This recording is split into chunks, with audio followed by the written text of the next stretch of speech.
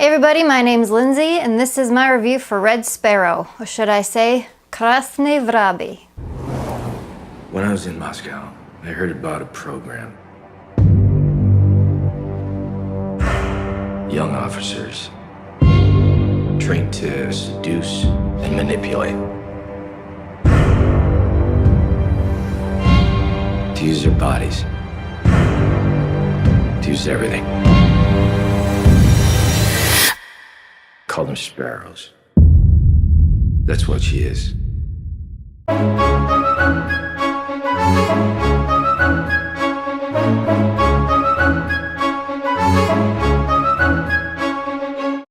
Let me preface this by saying I'm a little biased. I am not the world's biggest Jennifer Lawrence fan. And it has nothing to do with her as a person or as a woman or anything that she stands for. It's just as an actress, I'm kind of over it right now. It probably all started with the second time she was in an X-Men movie. I'm an X-Men, and he's like, no, real X-Men. Days of Future Past, which is a whole nother video that I could talk forever and ever about how much I hate her in those movies. But that's not what this video is about. This video is about Red Sparrow, so let's get back to that. Let me start off with the good stuff. It's a beautiful film. It's shot very well. There's gorgeous sets, gorgeous set design, gorgeous costumes. Jennifer Lawrence is in amazing shape, and you will see that amazing shape throughout this film. You will see it up close and personal in all of its glory. And I have no problem with that. It's great. Take off your clothes. And there's really great action scenes when they finally happen. And when the action and intense moments finally do happen, they're really well done, they're very tense, and well shot. That's about where the good stuff runs out. There's two big, huge problems that I have with this movie. The first one is the writing is terrible. It's all over the place. It's boring, it's convoluted, it's all over the place. Parts of it don't make any sense. There's some things that should have been gone more in depth into that were just kind of glossed over, and there were other things that they spent way too much time on that could have just been a real quick scene or even just a mention in a different scene. And the second problem, which is probably what took me out of the movie the most, was the accents or lack thereof. If you haven't seen the movie, her character Dominika is a prima ballerina in the Russian Bolshoi Ballet, which is like world-class ballet company. Tippy-toppy world-class ballet company. Realistically, most prima ballerinas are about 5'2" at the tallest, super skinny, and really young. Three things that J-Law doesn't really fit into. She's Russian. You'd think they would speak Russian. There's maybe 2 sentences of actual Russian dialogue in the entire movie, even though it's set in Russia and is filled with mostly Russian characters. There's about 2-3 sentences of actual Russian dialogue, which fine, whatever. But the accents are pretty horrible, especially Jennifer Lawrence's.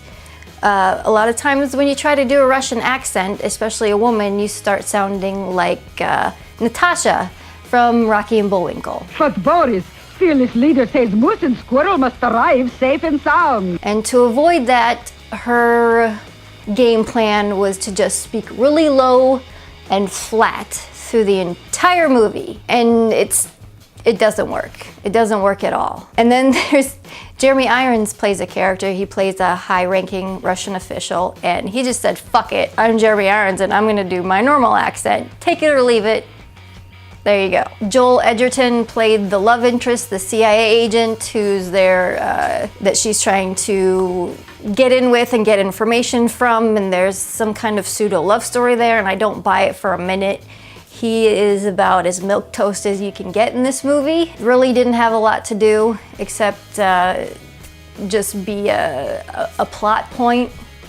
Other than that, he didn't really do much for the story or the movie. I didn't like J-Lo's acting. Her accent was horrible. On to the next thing, the story. This is where the movie really falls apart. She's witness to something that she shouldn't have seen, some assassination. And her uncle, who is a top-level Russian official, gets her into this elite program, the Red Sparrow program. Super elite, super hard. If she doesn't go through with it, they're gonna kill her. And when she gets there, they tell her, if you don't pull your weight and you're not up to snuff, we're gonna put a bullet in your head. And in the movie, it says she's there for 3 months. And all they show her doing for that 3 months is jogging, picking locks, and watching porn. That's about it. That about encompasses her training. She goes for a jog and sees some other people shooting on the range. A guy attacks her in the shower, and that's a whole big deal. But I would have thought that that would have been a major focus of the movie, was her training. That they would have broken her down psychologically, that they would have put her through these fierce physical tests that pushed her to the absolute limit. But no, she's like in a classroom and they make her take her clothes off, they make them watch porn, they're fiddling around during this montage with like these little fake doors, picking locks, and that's about all it goes into.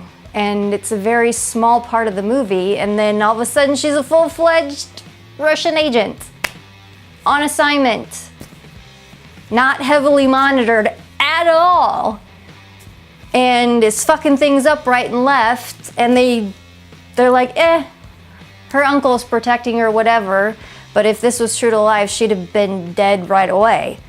But hey, it's a movie.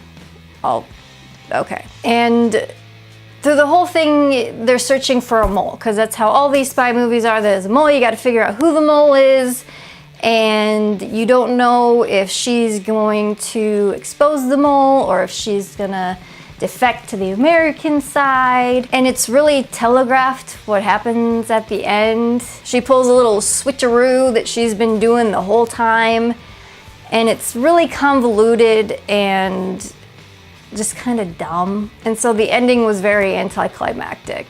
It wasn't like, oh, holy shit, she fooled everybody, or oh, holy shit, I didn't see that coming. It was like, oh, holy shit, I totally saw that coming, and I'm not surprised at all. And through the whole thing, they keep saying how, oh, she's a natural at this. She has these natural abilities to do this job. But they never show her learning how to do the job. You'd think someone who was a ballerina and now you're a KGB agent, that if you only went through 3 months of training, you kind of would make a lot of mistakes. But no, she's fooling this person and that person and getting over on her boss and fooling other agents that have been in the field for years, and it's just really unbelievable. It doesn't hold water. It doesn't hold water at all. That's the biggest thing I can say about this movie. It doesn't hold water. But hey, if you want to see Jennifer Lawrence naked, you could Google her cloud images, or you can go see this movie. So if you want to see two better movies that are kind of what this movie tried to do at the same time and spectacularly failed, go watch Atomic Blonde. It's a lot more fun, it's a lot more stylish, and it's a lot better acted. Go watch Point of No Return with Bridget Fonda.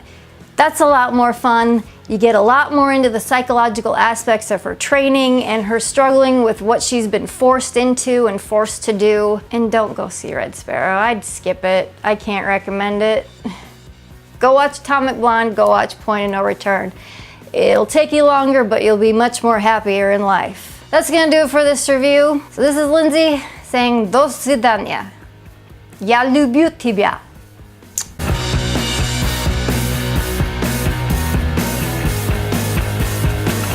I have to go away for a while. You guys are gonna take it away.